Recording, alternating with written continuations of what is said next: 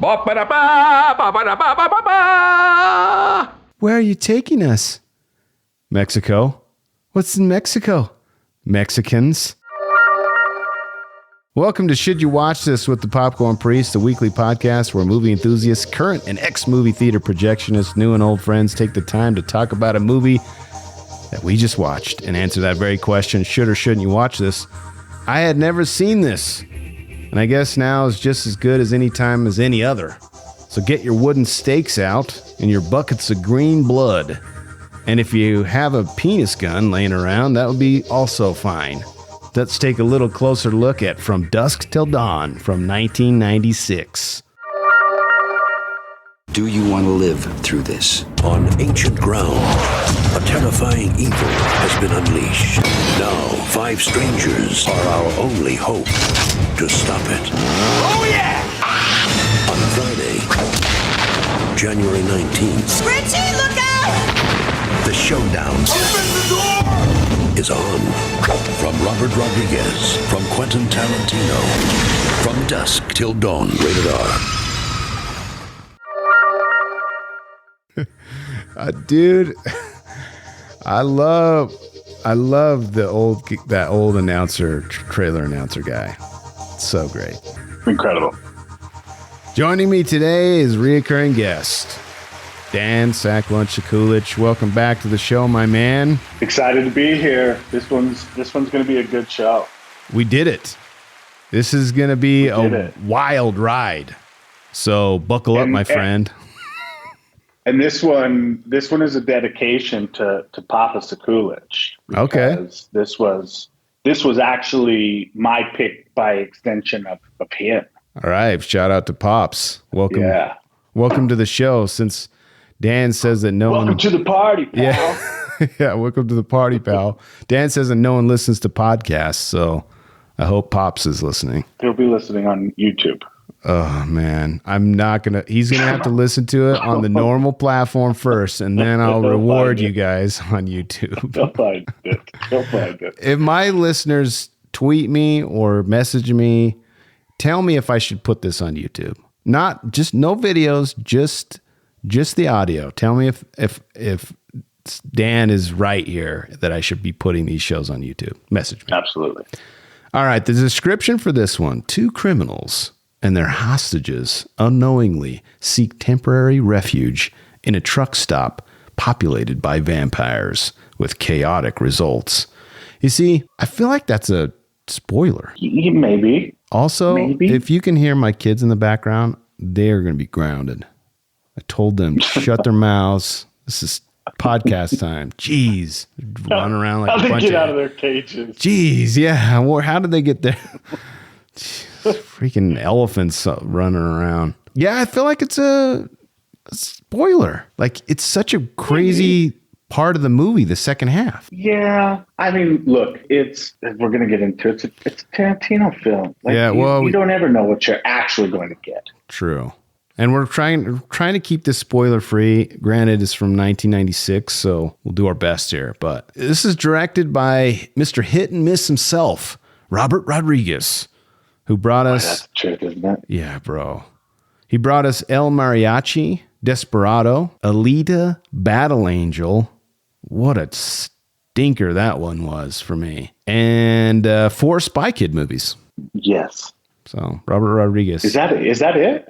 No, there's a lot more in there, but those are the ones that I wanted to highlight. Some good ones, like obviously Desperado and El Mariachi are awesome, but and I liked his Machete. The first Machete was pretty good. The second Machete was no so bueno. Yeah, that's why I call him Hit and Miss. Robert Rodriguez. I agree. Top billed stars Harvey Keitel, and introducing George Clooney. This is his first movie. No. Yeah, first movie. Really? Introducing George Clooney. We got Juliette Lewis, Quentin Tarantino acting, Salma Hayek, Danny Trejo, and Cheech Marin 3 times. Tres Leches. Cheech Marin. He has 3 parts in this. 3 different characters. Yeah, he does. I saw. You can pick them out, but still entertaining. Well, yeah. Cheech, like, you can pick him out anywhere. His face is very recognizable. Also, while I was looking this up, I can't wait to put this in trivia or anywhere else, but did you know that Quentin directed an episode of ER? No. WTF, bro. He directed. That's where he That's the connection. Yeah, where he wanted Clooney to be in the movie, but crazy. Also, he directed crazy. 2 episodes of CSI. A great show. No, and all those shows are not good. Well, I mean, the original CSI. Okay, well, yeah, that's he directed 2 episodes of the original series, but he also won an Oscar for Pulp Fiction. Get this is crazy to me. He won an Oscar for Pulp Fiction and then wrote the screenplay for From Dusk Till Dawn. What? That's pretty. He's such a super talent, though.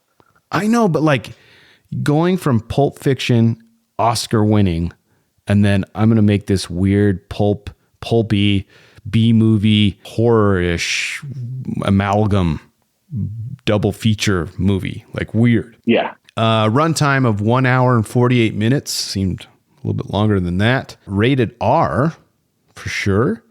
Genre on Rotten Tomatoes says horror/action. And IMDb says action crime horror. Okay, sure. So I looked up crime. I don't think I've read this in the show before, but this is what crime says. Whether the protagonists or antagonists are criminals, this should contain numerous consecutive and interrelated scenes of characters participating, aiding, abetting, and or planning criminal behavior or experiences, usually for an illicit goal, not to be confused with film noir, and only sometimes should be supplied with it. Examples are Pulp Fiction, The Usual Suspects, and Fargo. Yeah, all great. Okay. I kind of agree with IMDb. This is action, crime, and horror. Absolutely. Yeah, it's 100%. All of those things. And probably is that the first more. time they've ever nailed it? Yeah, first time on the show. Thanks, IMDb. You got it. We got one. FYI, there is a From Dusk Till Dawn, 2, Texas Blood Money with Robert Patrick, the Terminator T-1000. Also, there's a From Dusk Till Dawn 3, The Hangman's Daughter. Also, there's a TV series on the defunct El Rey network. 2 seasons of the show. Well, now that's interesting. Which I think the El Rey network moved to like some kind of streaming app. So I think you can watch all these for free now, the series. And he directed, I think Robert Rodriguez directed like 8 of the episodes. And Trejo's in it. It's just a retelling of that story, but longer format. The network was called El Rey? Yeah, which is funny because that's where they end up going at the end of the show. Spoiler alert. And the lesser known, unsanctioned From Dusk Till Bong. And please do not look that up. Anyone, please. I watched the trailer for that and I did it for all of us. Please don't look that up. It is the worst thing that's ever happened to humankind. Wow. You realize the second you tell somebody not to do something, like I will be looking that up. I promise. It's so terrible. And I think it was just barely made. From Dusk Till Bong. Wow. Okay. Speaking of ratings and terrible movies, the IMDb rating for this is 7.2 out of 10, which seems very high to me, from 319,000 reviews. Crazy. I mean, it's a cult classic. Yeah, lots of people love it. Rotten Tomatoes gives us 63% from critics, 51 critics, and 76% from 250,000 plus audience ratings. So lots of people. Yeah, I think 76 is right where I think audiences would put this. But at the time of this recording, you can stream this only on HBO Max. If you choose the highest tier of our Patreon account, you will have access to the Popcorn Priest permanent collection. Go to patreon.com/Popcorn Priest for details. And I guess I couldn't find it on HBO Max. Oh, it's on there. I watched it like a week ago. You just maybe it's the Brazilian version doesn't have it. Oh, okay. I was gonna make fun of you for a minute, but yeah, you're probably right. No, you can certainly do that, but I put work in trying to find that. Yeah, And all I did was hit the little search bar, and I typed it in. As did I. Okay, so maybe it's a country searched thing. it. Yeah, I truly believe it is. That sucks. Because it was not pulling up. I wonder if you could do like a VPN where they don't know where you're at, and then you can have access to other shows. But so, how did you end up watching it? Just rent it? Yeah, I rented it on Apple TV. Nice. It was probably like 16 cents. No, US dollars, unfortunately. I know. I was trying to make a joke that no one's watching this, but what, $4, $3, $2, $3? Which, by the way, it was the first time I ever used Apple TV. I've rented stuff on there. It's nice, easy, and high quality. Yeah. So I like it. It was very nice. Why don't you sponsor the show, Apple TV? Thank you. Yeah. All right. This brings us to one of the most beloved and cherished categories of Should You Watch This? Popcorn reviews the reviews. And this is obviously where I grab 2 or 3 terrible reviews of just normal people, and then 2 or 3 awesome high 10 out of 10 reviews, and then we make fun of them. I'm really excited for this. Okay, I'm going to start with the good ones, the 10 out of 10s, because then the awful ones are even more funny. So first 10 out of 10 says, up there with The Evil Dead and Reanimator, says James Graphics. Do you know what those 2 movies are, by the way? I know The Evil Dead, of course, but the Reanimator, no. Oh my gosh. I've done a podcast on that, so go back and look at the catalog and listen to that. But what an insane movie that is. If you thought From Dusk Till Dawn was intense and crazy and weird and bizarre, the Reanimator tops it by 1,000,000%. Okay. I'll just leave it at that. But James Graphics says, From Dusk Till Dawn is one of the greatest exploitation movies of all time. As wild, creative, and unique as any of the cult favorites of movie history, it has an extraordinary ability to cross genres: gangster, road movie, action, horror, comedy. It's fitting that all of the lead characters are so different. Preacher man, adolescent girl, Chinese boy, super cool gangster, retarded killer. What? Whoa. Calm down, James. Versus a bunch of vampires. 10 out of 10 from James Graphics. Yeah. I don't think we can use the R word, James. Yeah, we can't say that anymore, buddy. Also, he's not retarded. He's using James's words, not mine. Right. He just has mental problems. Deficiencies, yeah. Yeah, that's fine. All right, number 2, 10 out of 10. Baghdaddy says, hit and miss Tarantino creates his biggest hit, which, by the way, is crazy because he's not hit and miss Tarantino, in my opinion. Like, all of his movies, even the ones I don't like, if that makes sense. Yes. All right, he says 100%. Quentin Tarantino is a very hit and miss sort of director for me, as sometimes his movies are incredible and sometimes they enter the realms of being too bizarre. This one was definitely a hit for me, 10 out of 10. How do you say this is 10 out of 10 and it's too bizarre? Sometimes he's too bizarre. What is this then? What do you categorize this? So he must like the too bizarre? No, he's saying he doesn't. But then it makes no sense. But he loves it. Like, and I'm sorry, but can I just rattle off just a couple as far as him saying hit or miss? Oh, like Once Upon a Time in Hollywood, that was his last. Like, that was great. The Hateful Eight, amazing. Great. Django Unchained, amazing. Great. Kill Bill, great. Inglorious Bastard, Great. Come all on. all great. Yeah. Amazing. Yeah. Even Death Proof, I really like. And it was very entertaining. Yeah. The dialogue in Death Proof is some of the best writing. It's so great. The dialogue in every one of his movies. Obviously, yeah. Okay, last 10 out of 10. Lady Moon says, it's random, but I love it. Many of my friends criticize this movie, saying that it follows no plot line and some of the effects aren't exactly on the top of their game. However, I find Tarantino's snappy dialogue much more amusing than half the things in theaters with their super snappy FX and boring one-liners. Both of the halves of this movie are almost completely unrelated to one another, but a movie that partners Rodriguez and Tarantino, I'm not complaining. Although this movie may not be Academy Award material, it's one of my favorites purely for the fact that it's awesome. 10 out of 10. Okay. From Lady Moon. There you go, Lady Moon. All right.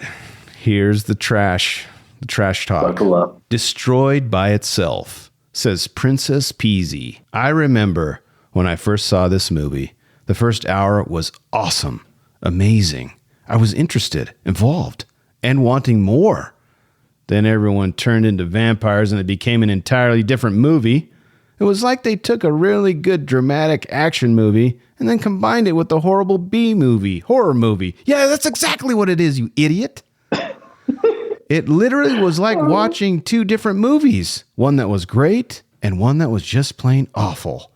And they just happened to have the same characters and both be about an hour long. I wish they had just stuck with the first movie instead of seeming to say, after writing about half, you know what would be cool? A movie about vampires that live in a Mayan temple. Hey, I know it's just turned this movie into that one. Yeah, awful. 1 out of 10 stars. The funniest thing is her first version was way longer than what you just read. Oh yeah, I pared that review down by a lot. I'm sure you did, and I didn't even know that. Like, no, I'm sure that she had like 2 pages. Oh, it was so long, dude. Like, here's the thing, and that's why I brought this up, because it is 2 movies, and I could see a lot of people liking one or the other, but not both. I enjoyed both, but I can separate them. I can understand, okay, this is a thing and this is a thing. It's crazy. Not only that, but you also know who wrote this, right? And Princess Peasy. But I'm saying you meant the okay. Yeah. Okay. Quentin Tarantino. And so you're going to get extremes and chapters. You're going to get that. Yeah. Yeah. All right. 2 more bad reviews.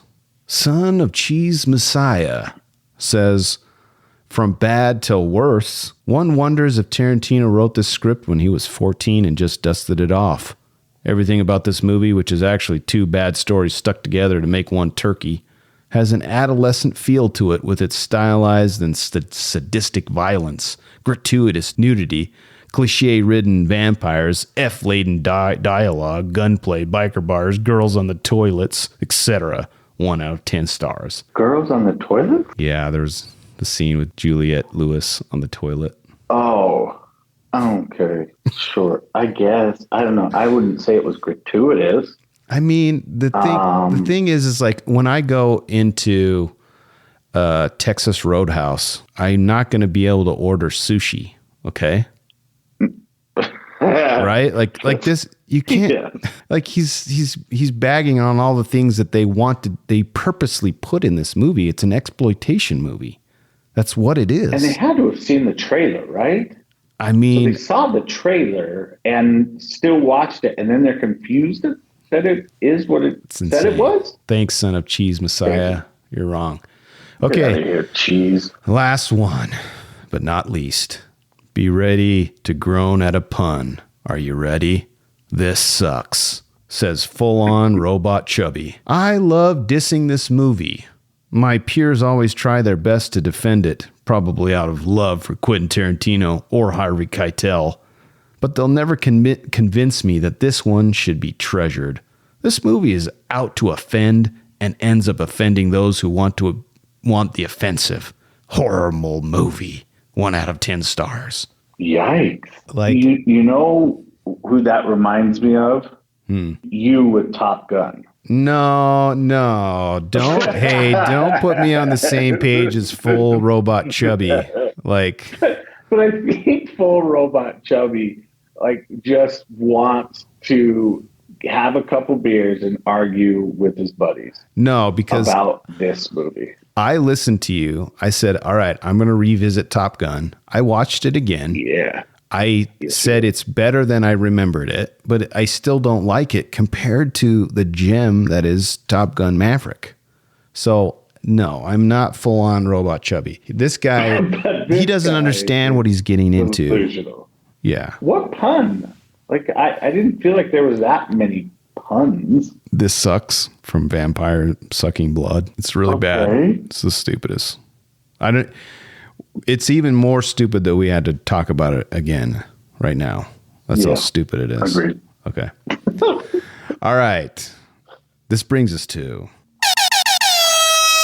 should or shouldn't you watch this? 5 reasons why you should watch From Dusk Till Dawn. And then you add yours to it. Number 1, if you like Robert Rodriguez, this is for you. If you like him. Yes? 100%. Number 2, if you like horror movies, this is for you.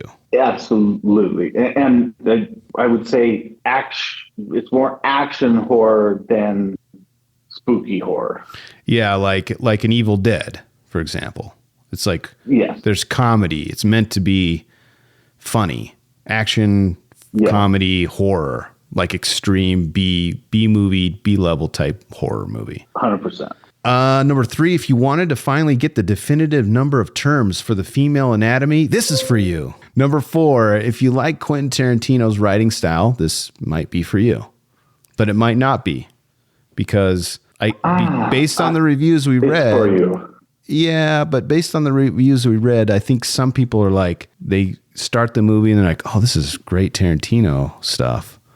And then you get to the other half and vice versa. Like I can see people liking one or the other and not liking it all together. Maybe, but the majority, yes. If you like Tarantino and his style, this is quintessential. Yeah, there's a pun. Number 5, if you have a foot fetish similar to Quentin Tarantino, then this is going to hit very hard for you. Yeah, for sure. Yeah. Okay. Yep. What a weird thing. I know this is out there and everyone knows this, but every time I watch a Tarantino film, I'm like, this guy loves feet, like way too much. Yeah, he's a different cat. Like there's no question about it. Like even you watch interviews with him, he's a different kind of cat. Bro, I love watching interviews with him. He's so fun. He's so like jittery and like bounces around. It's amazing. Love watching. And the things that he says are equally amazing. Correct. Any other reasons that I missed why you should watch this? Selma Hayek. Oh man. Yeah. I mean, if you're a heterosexual male, you should watch this. Holy cow. I mean, that was like prime time Selma Hayek. Yowzers. Yeah. I mean, that's the contrast too. If you don't like violence, you don't like blood, you don't like profanity, you don't like nudity, you don't like horror, you don't like blood, you don't you don't like gangsters, you don't like here's a plethora of reasons why you shouldn't watch this if those bother you. But yeah. Okay. Well, let's get into by the numbers. For God's sake, just give me the damn number! All right. I'm sure you looked this up, but box office haul on a $20 million budget. This made, and I have conflicting numbers, but $25 million domestic it made. And then combining it with the international sales, it was $59.3 million that it made. Really? Mm-hmm. I did not look that up. Yeah, I guess, I could see that. Maybe the surprising part was the cost of it. Yeah. $20 million that seems a little high. Yeah, for 1996, for a type of movie like this. Yeah, I mean, they literally had maybe 3 sets. You know, they had 3 locations. Really, just kind of 2. So, but all the makeup effects are expensive, man. Yeah, but still that high, and you wasn't like you weren't paying a bunch of gigantic salaries. So Yeah. We'll get That's into surprising, salaries too. Yeah. It is surprising. okay. And this is something that I tried to look up, but our crack research team at Should You Watch This, we just gave up. But the home video sales numbers, I bet, were high, right? Had to be. Like I can't. If I was a young man in the 1996, which I was, I would have been very keen on having this in my collection. Oh, absolutely. No, this was man, 96. Like movies in the 90s were just so good, man. Yeah, it was a different time. Some other numbers. George Clooney. Guess how much his salary was for his first role? 250? Yeah, $250,000. Very good. Yeah, nice. Guess how much Quentin Tarantino was paid to write the script? 100,000? $1,500. Nah, well, but I mean, he took a back end deal, I'm sure of it. I don't know, man. And what that makes it even crazier is like he just won an Oscar. Like, can he not get a couple more bucks out of this guy? Well, I guess he starred in it, so yeah, that's where he got the money for it. I don't know. $1,500 is crazy. That is crazy. Due to the heavy number of special effects, which we talked about with the budget, the film had to be strictly budgeted so scenes would not have to be cut. This meant only 6 full-body vampire suits could be made for the climax that called for many dozens of vampires. In the final film, the same 6 actors play all the vampires getting killed over and over. In some shots, the dummies made for shots where vampires exploded, as well as the puppets used for certain shots were placed in the background along with cardboard cutouts to create the illusion of a large host of vampires. I didn't notice that. I didn't either. I think Rodriguez's his signature, among other things, is like being very budget conscious and like squeezing so much out of a shot with how he does it. I mean, he has his own studio in his house. He edits all his own movies. He does everything, which is crazy. Yeah, I probably will go back and look at that. Yeah, for sure. Two more by the numbers. Tom Savini's, you know that guy is the guy with the goatee and the special gun. That's Tom Savini. Yeah. Okay. His makeup took Sex Machine. Yeah, Sex Machine took 3 hours to apply. I've heard worse, but that's still a long time. Yeah, still a long time. And then what's the body count, you think? And this is including like vampires and and humans. I'll go 123. It's 122. That's pretty good, man. Did you look it up? I swear, none of it. I didn't look up Clooney. Nothing. Oh, that's really good. So when I looked that up, I was like, I want to do some more research because just superficially it says 122, but alloutofbubblegum.com begs to differ. They have the tally at 134. And I tend to believe a site that's called All Out of Bubblegum over IMDb. Okay. Yeah.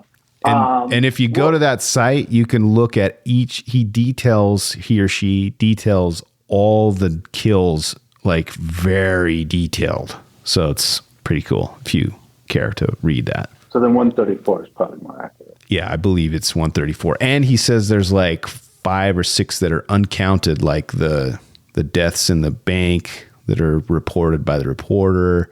Right. A couple other deaths that are not on screen. Yeah, but you can't count those. Yeah. I mean, it's on screen body count. For sure. That's all I got. Is there anything else that we should talk about before we say goodbye and get ready for spoilers for part 2 next week? Well, I mean, you did bring it up earlier, but 3 is the number of characters played by Cheech Marin. Yeah. Cheech Marin has 3 characters. Yeah. Which is amazing. It was great. When I saw the second time he comes on screen, I was like, I hope there's a third. And there was. They delivered. Do you feel like this was perfectly cast? No, and I'll get into that next week. Yeah. Okay. I have a couple of replacements that I think would have been awesome. Okay. But not many. I'm excited to hear that next week. I do think that like Trejo can't replace Trejo. You can't replace Sex Machine because of his role in Desperado.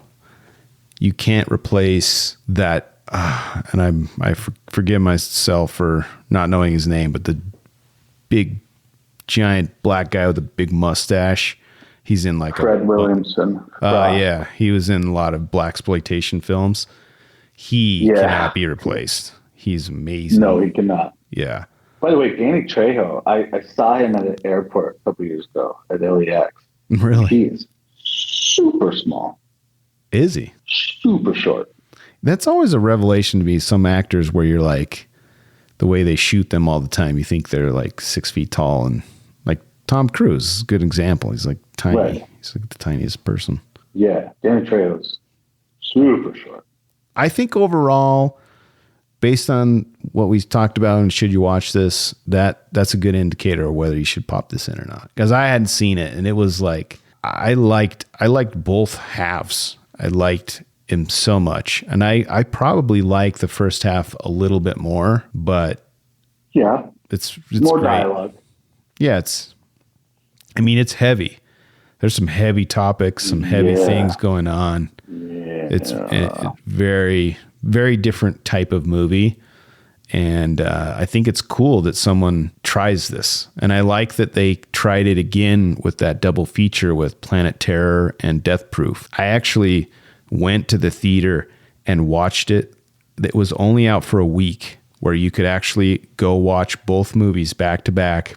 They had an intermission, and you could go get snacks and stuff and come back. It was the most fun I had on a Saturday. That's awesome. Yeah, it was very cool. All the fake trailers. That's where Machete came from, is the fake trailers between Planet Terror and Death Proof. So really? Yeah. Yeah, you should watch the fake trailers. If anyone hasn't, they're amazing.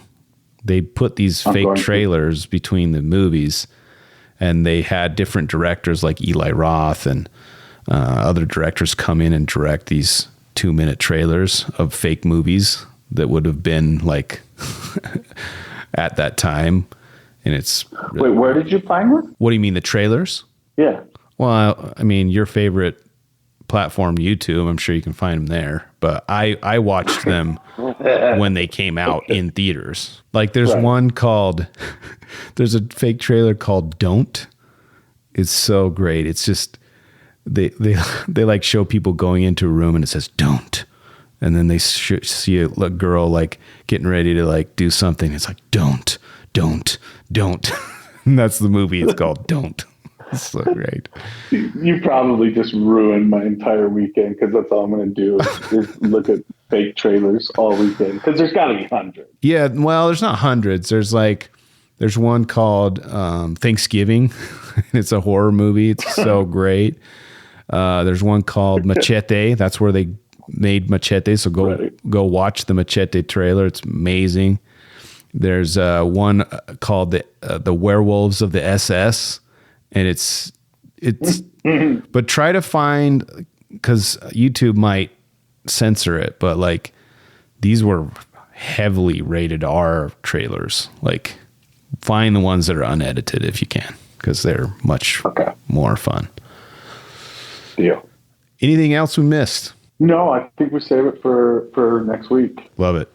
At this point, there will be spoilers up ahead, so if you want to watch and then come back next week and join us for our breakdown of our double feature, The Brothers Gecko and Last Call, The Titty Twister from 1996. I am on the social medias. I dare you to message the Great Popcorn Priest at Popcorn Priest. I love movies, and I would love it if you would share the love. Share this with the movie lover in your life. Apparently, talking with Dan Sakulich, it's really hard to share this. Even though it's very easy. Another way to support the show is by throwing a few shekels at the priest by visiting patreon.com/popcornpriest and see what extra perks you can enjoy. And lastly, the easiest way to support the show and the most free is like and subscribe and give us a 5-star review, easier than starting your car. And as always, thanks for listening. And thanks to my special guest, Dan Sacklunch himself. Always a pleasure, my man. Thanks for having me. Love it. Join us next week for part 2 of From Dusk Till Dawn. See you next week.